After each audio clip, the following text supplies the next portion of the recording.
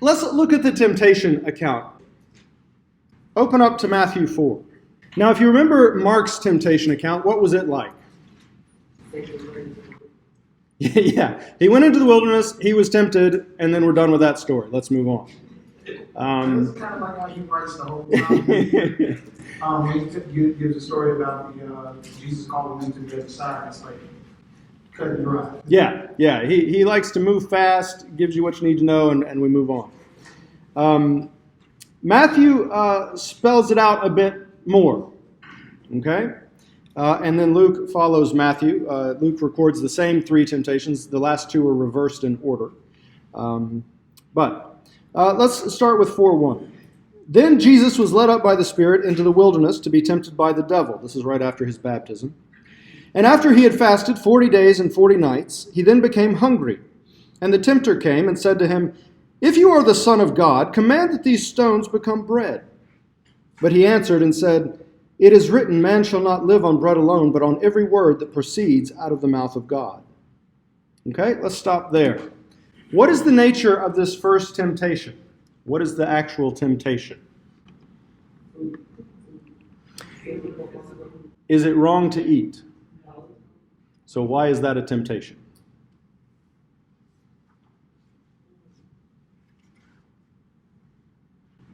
Is it because why would he's using the way that he's using his power, I guess, in changing it? Changing it to bread in a way that's... So what would be wrong with that use of power? Why would that be an abuse of his power? That was there for. I'm just Okay. There's some that come and say the lost sheep of Israel doing party tricks is not the kind of party. Well, but is this really a party? I mean, he hasn't eaten for 40 days and 40 nights. I don't know if you've done that, but you get kind of hungry. It's not about him, he's about God. It's about doing the work of God. He's doing so that's not the work of God to eat? I'm saying he's not thinking about I don't think it was because of the food, Okay. but the way Satan presented his question. Okay. If you are the son, Yeah. if What is the temptation here? If you are the Son of God. trying to Yes. Yeah, it's all about getting him to doubt who he is. And what is the last thing he heard God say? This is my beloved Son, with whom I am well pleased. Right? I mean, maybe you've had those kind of mountaintop experiences where God is close and you hear him speaking and it's very clear and oh, I know exactly what I got to do. And then, a couple days go by and it's not like caught up in the moment. And what happens? You start to think, well, was I just kind of getting a little emotional? Was I caught up in the moment? Was that really God or not? That's what happens to Jesus. Right? He has this tremendous experience where the Spirit comes down on him. This voice says, "This is my beloved Son with whom I'm well pleased." And, you got to think, great, now we're going to start to see some stuff happen. And what happens? Nothing. Right? He goes into a wilderness for 40 days, 40 nights, doesn't even get anything to eat. And then at the end, after he's been through there 40 days of not hearing anything, there's this little whisper in his mind. Are you really the Son of God?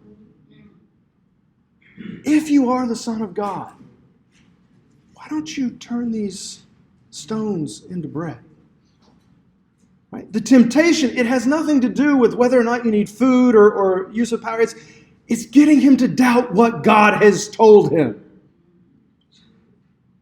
That's what the temptation is. And it's a temptation every one of us will face.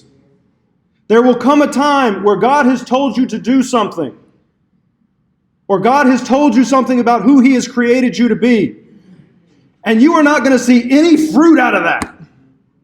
And there are going to be people all around you, people probably in positions of Christian authority over you, saying, well, no, that wasn't God.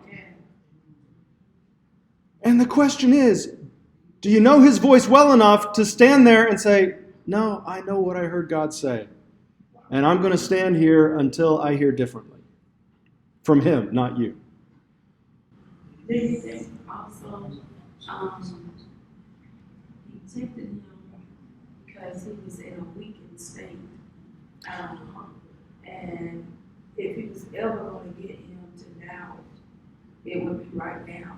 Yeah. I mean, it doesn't happen at the beginning of the wilderness experience. He waits until he's and again, 40 days, he hasn't heard anything. Where are you? I thought we were like good now. Right? And then, those little voices that start creeping in. If you are. Right? But Jesus discerns the temptation because what does he say? It is written, man shall not live by bread alone, but on every word that comes from the mouth of God. I'm not going to doubt what I heard. Right? Now, where is that from? It's from Deuteronomy. Why in the world is he quoting Deuteronomy?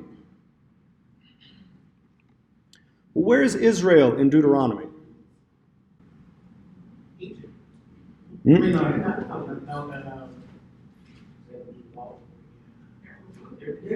They're in the wilderness. Where in the wilderness?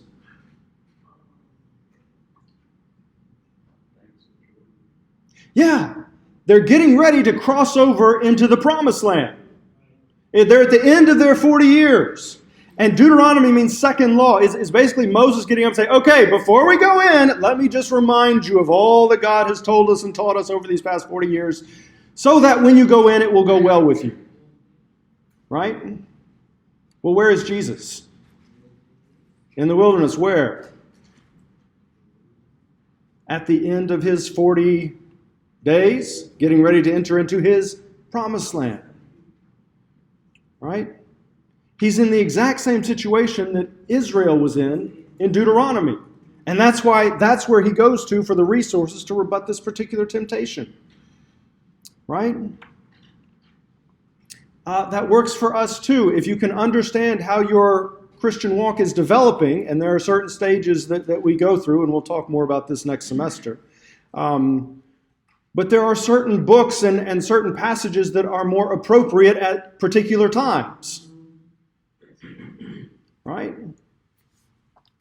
So pay attention when they're citing Old Testament. Look at the wider context and think about what are the situational parallels that makes this an appropriate citation for this particular point in the narrative.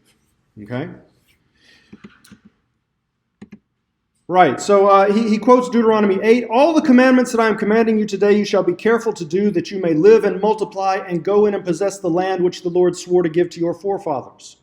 You shall remember all the way which the Lord your God has led you in the wilderness these 40 years, that he might humble you, testing you to know what was in your heart, whether you would keep his commandments or not. He humbled you and let you be hungry, and fed you with manna which you did not know, nor did your fathers know, that he might make you understand that man does not live by bread alone, but man lives by everything that proceeds out of the mouth of the Lord. Why does God let his people go through wilderness experiences?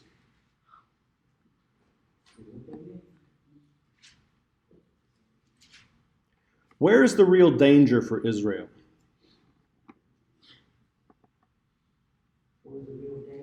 Mm-hmm.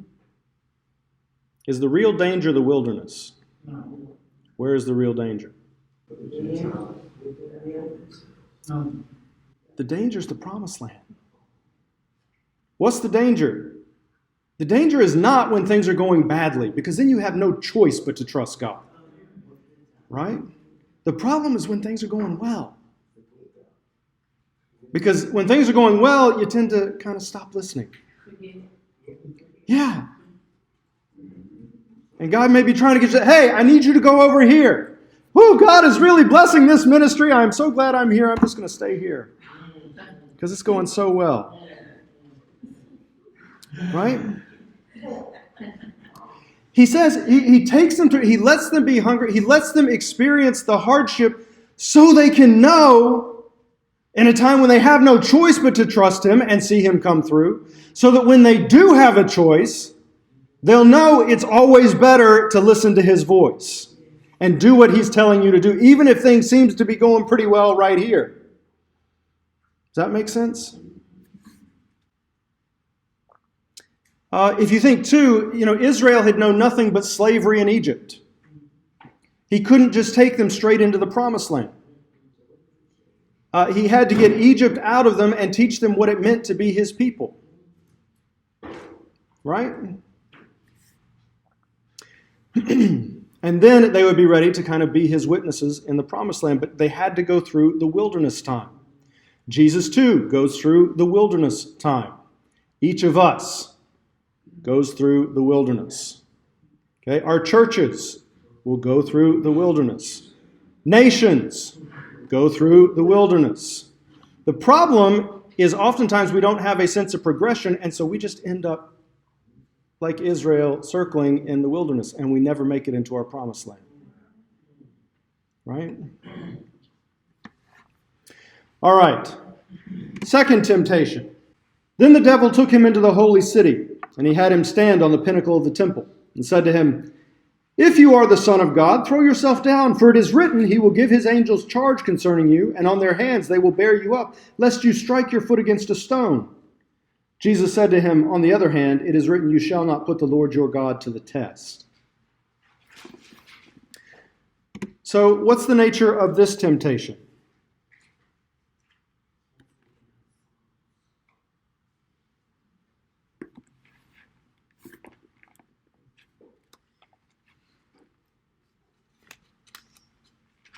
What is the temptation here?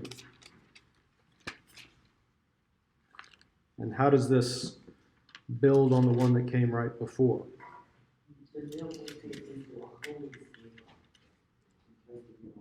Not just a holy city, but the holy city, which is what? Jerusalem.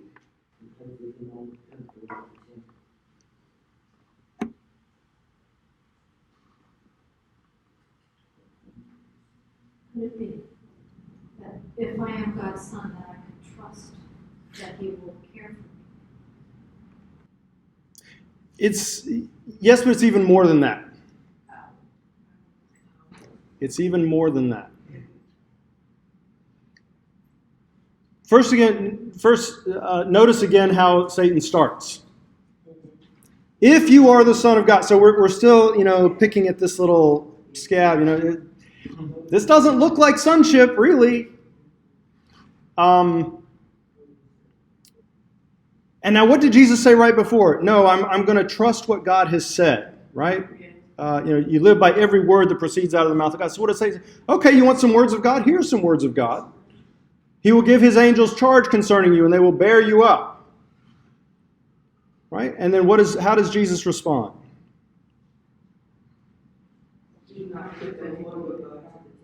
Yeah, do not put the Lord your God to the test. Now, that is referring back. It's from Deuteronomy again, but it's referring back. It's from Deuteronomy 6:16. You shall not put the Lord your God to the test as you tested him at Massah. Now, this was the episode of water coming from the rock. And if you look at Exodus 17, it says this. Then all the congregation of the sons of Israel journeyed by stages from the wilderness of Sin, according to the command of the Lord, and camped at Rephidim. And there was no water for the people to drink. Therefore the people quarreled with Moses and said, "Give us water that we may drink." And Moses said to them, "Why do you quarrel with me? Why do you test the Lord?" But the people thirsted there for water, and they grumbled against Moses and said, "Why now have you brought us up from Egypt to kill us and our children and our livestock with thirst?" So Moses cried out to the Lord, saying, "What shall I do to this people? A little more and they will stone me." Just like pastors and congregations today. Then the Lord said to Moses, "Pass before the people and take with you some of the elders of Israel. Take in your hand your staff with which you struck the Nile and go. Behold, I will stand before you there on the rock at Horeb, and you shall strike the rock, and water will come out of it, that the people may drink." And Moses did so in the sight of the elders of Israel. And he named the place Massah and Meribah because of the quarrel of the sons of Israel, and because they tested the Lord, saying, "Is the Lord among us or not?" So what is the testing that's in view here? All right, Alex? Because, the devil, what he's saying here in 5, 6 is the truth. Jesus is Son of God. Even when he falls, God is interviewing with him. But I think you were trying, to me now, my interpretation will be, you're going for 40 days to be in power. Now, test and see what you believe can work. If you think it can work, see whether it can work. Yeah, and remember, this still goes back to the initial question, if you are the Son of God. Right? And so far, we've really seen absolutely no evidence of that since the baptism and the voice. Right? He's just been wandering in wilderness, which is not a very fun place to be, and he hasn't had anything to eat for 40 days and 40 nights. The temptation here is to try to force God's hand in order to prove the question. Right? Okay, God, you told me to do this. If you're really behind me, have at least 5 people come to the service tonight. Right? And then I'll know that, I can continue standing firm. It doesn't work that way. It doesn't. God is true to his word, but he is true in his way and on his time, and we can't force his hand in order to satisfy our doubts. Does that make sense? Because it's liable to fail, and then what? Then what do you do?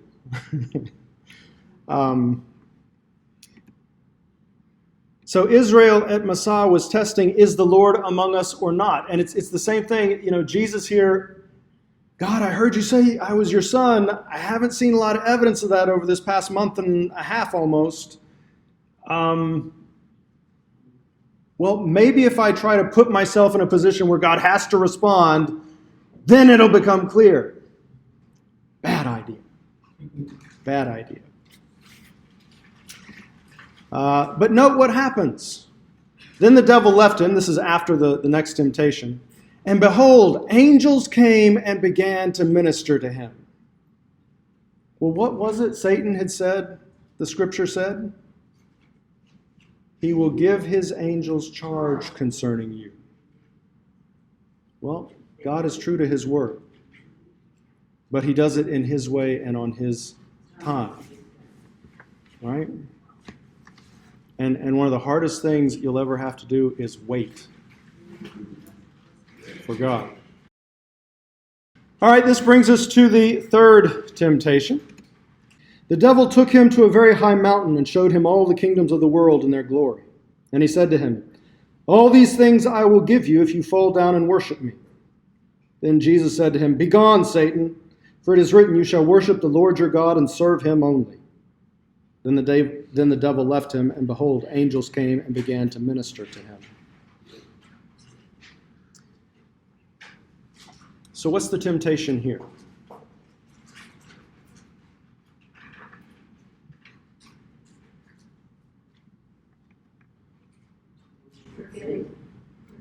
Forget why he was sent. Was it idolatry? Well, what has Jesus offered? First of all, notice we've given up the whole if you are the Son thing, right? That didn't work. So, as the Son, what does Jesus do to inherit?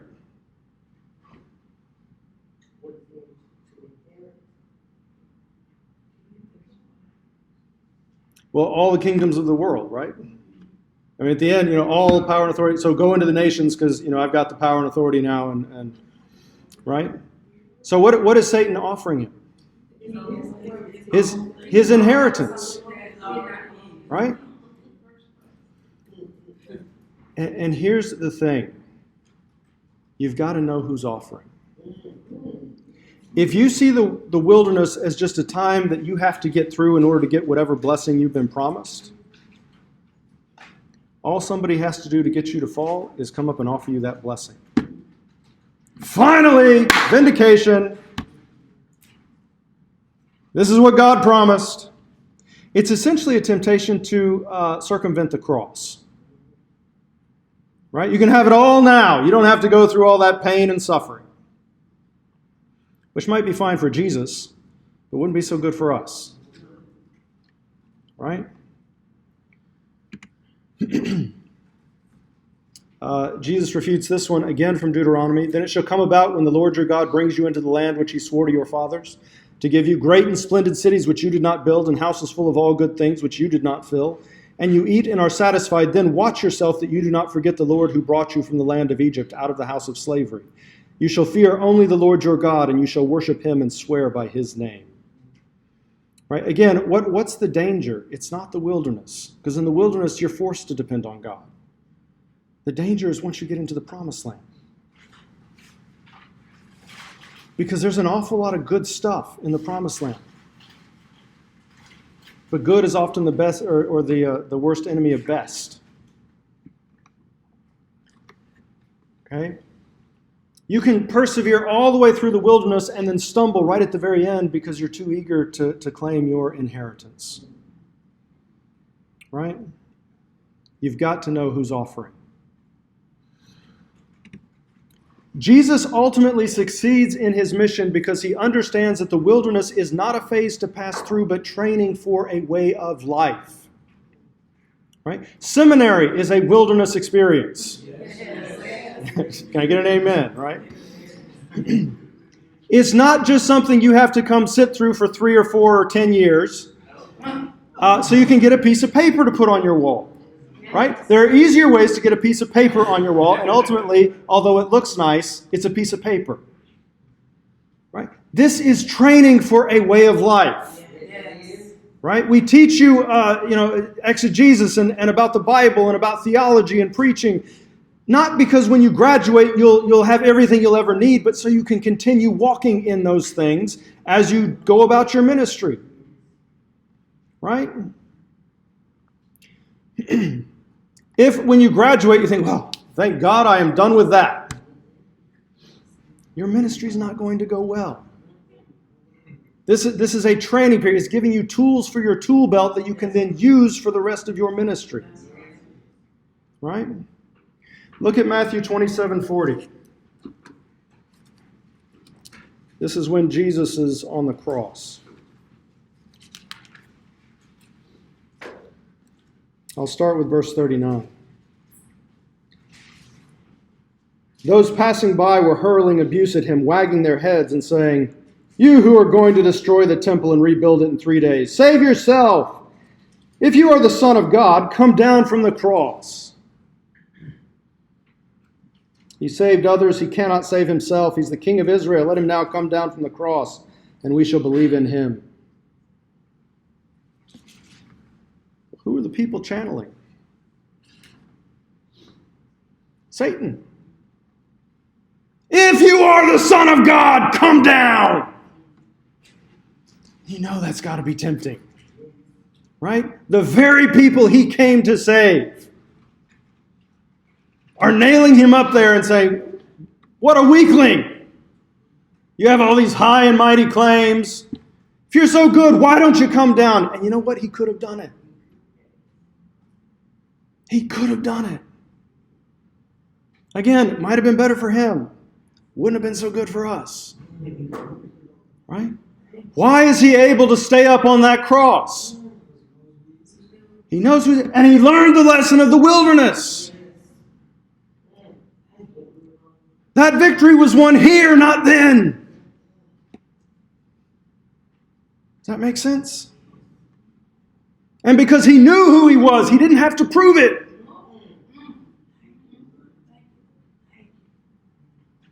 He could let God vindicate him in God's time. Yes.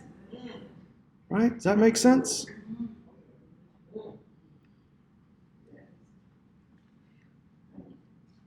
Temptation is when you're in the promised land and you can get down off that cross if you want to. Which again, might seem like it's better for you. But here's the big key to Christianity. We're all in this together. Right? Your faithfulness affects not only you. Your faith saves you, your faithfulness saves others.